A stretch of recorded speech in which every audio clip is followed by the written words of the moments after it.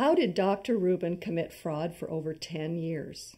Hi, I'm Patty Kasper, and I'm going to go over the Dr. Reuben fraud case with you and tell you who he was and what he did, the consequences to him, and the lessons learned for us in the clinical research arena. Dr. Reuben was a professor of anesthesiology at Tufts University in Boston, and he was a well-respected anesthesiologist in postoperative pain.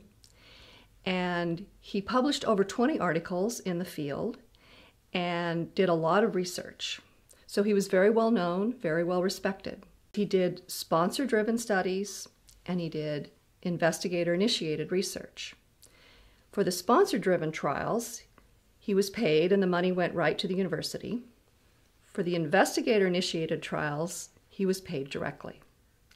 So it was because he was paid directly, he was able to commit fraud. And because he was very clever, he was able to do it for over 10 years.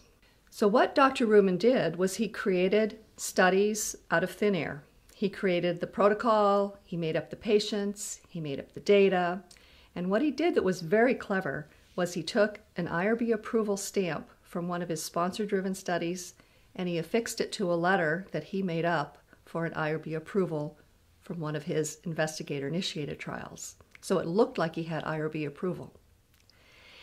And after about 10 years, someone discovered that the data that he was presenting had never been approved by an IRB.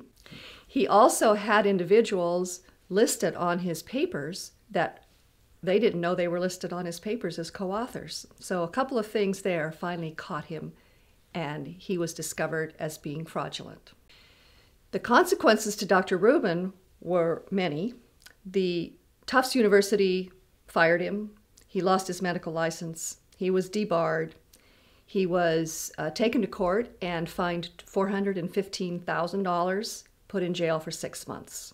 So Dr. Reuben is not going to be practicing medicine anymore. Those were the consequences to him. The consequences to the industry was that they thought they had a thought leader in anesthesiology, and it turned out to be false.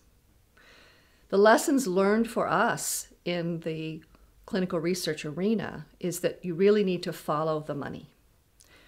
When you're a sponsor and you're paying for sponsor-driven studies, you know what the data are and you know the results you're paying for.